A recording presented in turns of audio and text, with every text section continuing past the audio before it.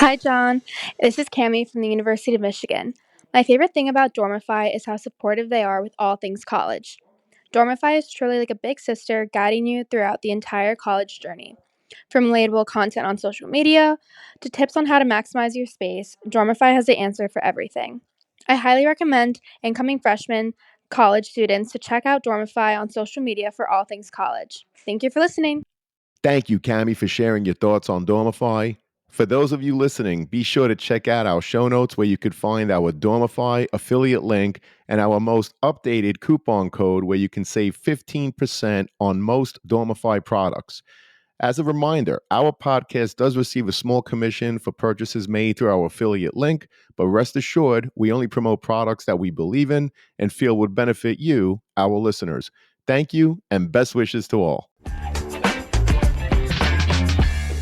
Welcome to the CAP, the College Admissions Process Podcast. I am your host, John Durante, and it gives me great pleasure to introduce to you today Katie McKeon, who's an admissions counselor at High Point University. Now, we did an episode with High Point back in episode number 2, so it's an honor and pleasure to have Katie with us today. How are you? And thank you so much for being here. Thank you for having me. I'm so excited. It's an honor and a pleasure. Thank you so much. Like I said, we did an episode back in episode 2, which was a long time ago. So looking forward to hearing about all the great things that you've done since we last did that episode. So, Katie, let me ask you, have there been any notable changes or developments at High Point University since episode 2 was recorded? And please feel free to include anything such as new programs, campus facilities, or any other unique opportunities for students. Yeah, so we actually have a lot going on right now. We are adding 3 new graduate programs, law, dental, and optometry. So breaking ground on those buildings coming very soon. So that's super exciting.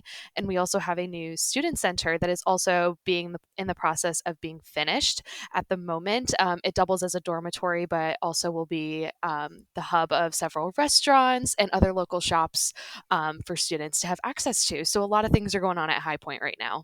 Well, that's fantastic. New facilities for students and additional programs in law, Mhm. dental, and optometry. I know you have a ton and you're adding so much more, and that's great. You know, when you hear about a campus that continues to build, that means you're thriving. That means your students are happy to be there. And you guys are working really hard to foster that family community. I know a lot of students that have graduated, some that are still there, and they have nothing but great things to say about High Point. So, congratulations to you and the entire High Point family. So I know firsthand that so many of these students are there, they're applying, they're happy. So, what can you tell us about life on and off your campus at High Point University? Yeah, so I think what I love a lot about High Point is that there's always something going on. We always have, events, great things happening on and off campus at all times. Majority of our students do come from out of state, so it's really nice that we're not a backpack university and that students aren't going home on the weekends, and there's always something to do. We have over 300 annual events a year, so it's not like something where you won't see anything really happening. Well, that's fantastic. It's great that you're not a backpack school. You have a ton of students from out of state, which we'll talk about a little later. Yeah. So, another thing that's really important to students and their parents is the cost of college. Obviously, that's a major consideration. So, Katie, can you share what types of financial aid and scholarship opportunities are available to students at High Point University? Yeah, so specifically this year, we are offering a really cool 100 by 100 centennial grant because believe it or not, High Point is turning 100 years old in 2024. Wow. So every single applicant this year will have the opportunity to receive a $10,000 scholarship over 4 years. So 2,500 for each year, which is something that we've never done before. But we're really trying to help those families, with multiple students in college. And, our other scholarship opportunities, they range from 5,000 to full tuition, and we give students the opportunity to increase the base amount that they would receive if they were to receive an acceptance as well. Fantastic. And what are the different ways that a student may apply to High Point? And Mhm. is there a benefit to applying one way over the other? And what I mean is, early decision, early action, and what have you. Yeah. So we are on the Common App Coalition and on our High Point website. So there's tons of ways to apply to High Point, but I would say ED. We do provide benefits to those students that do apply ED. So we'll provide students with 10 benefits if they go ED, because we feel that if they, are making the commitment to High Point, we're going to make the commitment to them. So they get priority in making their class schedule. So say they prefer night classes over morning classes, they'll get priority in picking their dorm, priority parking, early access to talking with their success coach, who is primarily their advisor, and all of that as well. So definitely ED, you get a ton of benefits that come with it. Well, we appreciate that. And so let's dig deeper into your overall application process. Hmm. Obviously, the transcript is the most important part of the academic portion of the application. Yes. Can you walk us through what you're looking for when reviewing an applicant's transcript? And does it differ based on the student's intended major? Um, so yes, it does, defer on the student's intended major. I do look for the type of courses that they are taking. Say if they're going into a science major, I look to see what science courses that they are taking, just to make sure that they're prepared, going into those core lab science courses when they do come in as an undergrad at High Point, because we grant those opportunities starting their freshman year. I also look for not just their academics, but their involvement as well. I want to see if they're a well rounded student, well rounded individual, because that'll show me how prepared they will be, coming to a university where our students are well rounded individuals and typically do just more than one thing on a regular basis. Well, that's great. I appreciate that. And of course, you're looking at that transcript because you want to make sure, number one, that the student can handle the work Hmm. on your campus at High Point once they're there. So, what Yeah. better indicator but to see past academic success? And of course, that's why Hmm. that transcript is so important. So, Yes. Katie, how important are extracurricular activities in your admissions review process? And does Mhm. that differ based on intended major? I say I don't think it would differ on a student's intended major. It gives me an idea of more so the type of student that they are, whether that I have met with them or not. If I see a student that maybe has a shop on, say, like Etsy or something like that, I can say, oh, they would be like a great business major, entrepreneurship, because they've already had experience in starting that business. But extracurriculars are very important just because it gives me an idea of how they will make that transition between high school and college. A lot of the students that I work with from Long Island are out of state, so I get a lot of questions on, how do you handle that transition of going so far away from home? So definitely being involved definitely really does help a lot, and it helps them, the students more specifically, making friends, getting out there, keeping themselves busy outside of their normal Monday through Friday classes. Fantastic. And like we said, the transcript is an indicator of how you're going to perform in classes. The activities that you participate in, students, while you're in high school, that's an indication to admissions in terms of the type of community member you're going to be once you're on their campus. So it's very important Yeah. to be involved academically, socially, with all of your clubs and extracurricular activities. So we appreciate that overview, Katie. Thank you so much. And you mentioned the out of state nature of your campus. I know you have a lot of kids from out of state. Is Mhm. there a limit to the percentage of students you can accept from out of state? And does the application process differ for your in state and your out of state students? I would say it doesn't differ. We look at every student the same, kind of that holistic approach, more so to speak. We don't have a limit when it comes to accepting out of state students, which is really good to note as well. We love students that come from out of state because that only, helps in marketing High Point University, but also, making High Point well known all across the country. We have students that come from as far as California, Hawaii, to other countries. So definitely, we love getting those out of state students in as well. Fantastic. And getting back to the overall application review process, what are some of the things that students do to demonstrate their interest in attending High Point University? And do you track such things as part of the college's admissions process? Yeah, I would say demonstrated interest is a huge part of our admissions process. We want to make sure that our students love High Point and see themselves at High Point. So, booking a campus tour, attending one of our many admissions events that we have over the years, such as open houses, things like that. But also speaking with their admissions counselor. All of the admissions counselors host different interviews with students all across their areas in the country that they work in, during this time of year. So, definitely speaking with that admissions counselor and making sure that those admissions counselors really know their name and know their story before they read the application is really important. Well, I'm really glad that you talked about visiting campus, which of course is an important part of the overall college search process. We speak a Mhm. lot on the podcast episodes about how if you can't visit before applying, it's certainly worth your while to visit before committing if you are in fact accepted, because it's really hard to replicate the feeling you get when you're on that campus to determine whether or not a school is truly the right fit for you. So, Katie, Mhm. how can campus visits help students make informed decisions? And what are some of the questions they should be asking to help determine whether or not High Point University is the right fit for them?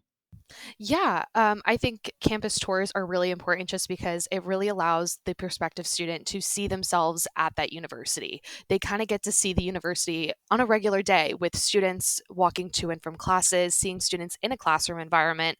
So it really helps them visualize themselves in this university and see if it's the right fit for them.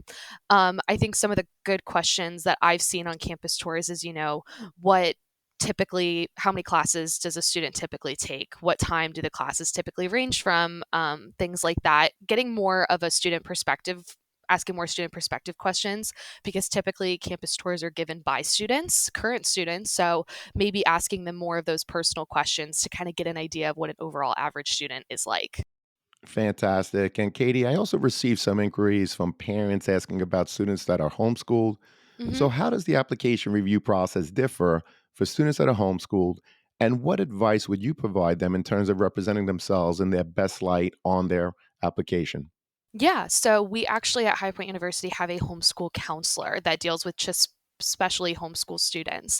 So that's really good to note as well. And I think the best advice I could give is just, making sure that you're advocating for yourself and your student as much as possible by connecting with that admissions counselor and making sure that the clear communication is there, just because transcripts for homeschool looks different across the board. Sometimes there's co ops, or sometimes, it's just through a public school, things like that. So definitely working with the parent, working with the student, and working with that admissions counselor is going to be huge in that process.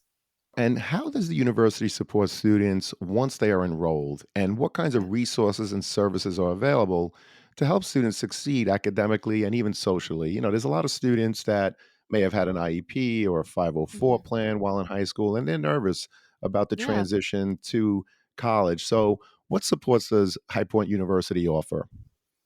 We offer a ton of areas of support. We have different programs ranging from learning excellence, where students will actually have the opportunity to work one on one with a coach to learn different study techniques, time management skills, things like that.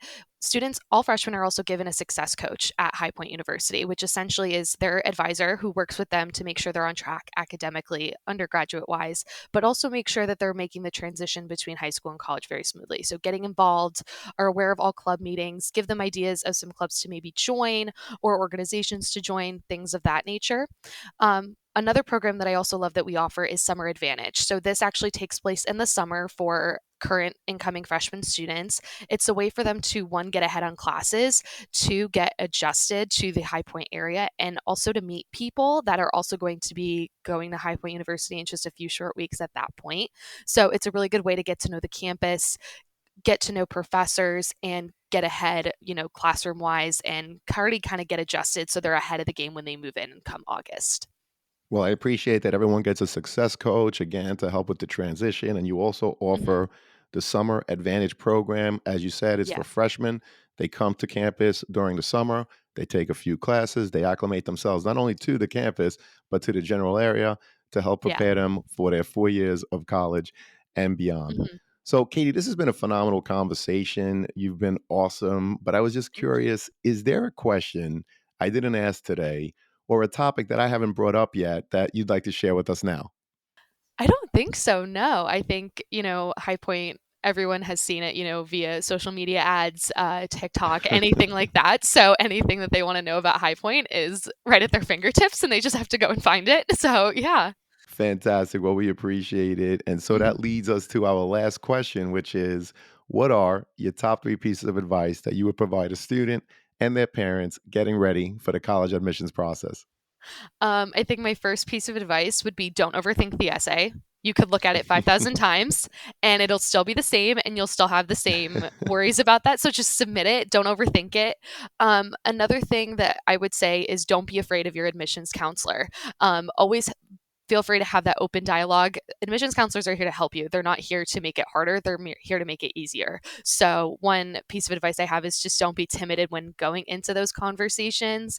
And the third piece of advice I have is apply earlier the better. So when it comes to early action, early decision, always do those types, because regular decision, it kind of puts you more at the back of the line, which I don't think a lot of parents and students realize when it comes to scholarship opportunities, things like that of that nature. So definitely looking into those early action, early decision options rather than the regular decision options.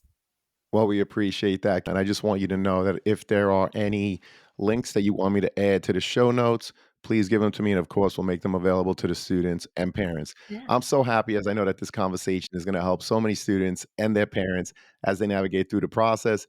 Katie, you were awesome. We hope to have you Thank again. you. Thank you. Yeah, of course. Thanks for having me. My pleasure. And good luck to everyone out there with the college search. Take care.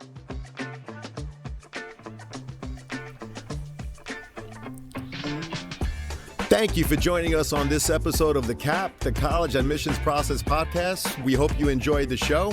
If you did, please don't forget to tell a friend and follow us on Facebook, Instagram, Twitter, and wherever you listen to your podcasts. I am your host, John Durante, and I look forward to seeing you on the next episode of the CAP. I want to welcome back Sean Patel, who's the CEO and founder of Prep Expert. Sean, thank you so much for being here. How are you? Doing well. Thanks for having me, John. Just wanted to do a quick shout out for an amazing deal that we have for college admissions process podcast listeners. We're offering 30% off all Prep Expert SAT and ACT courses and tutoring. It's live online. We've got the best score improvement guarantees in the industry. You'll get taught by 99 percentile instructors. And you can save 30% off when you go to the show notes of the College Admissions Process podcast. Grab your discount code for 30% off and click the link in the show notes. Thank you, Sean. So great to have you again. And to everyone out there, please note that if you make a purchase through any of our affiliate links, the podcast gets a commission. But rest assured that we would only promote products that we believe in and feel would benefit our listeners. Thank you all, and best wishes.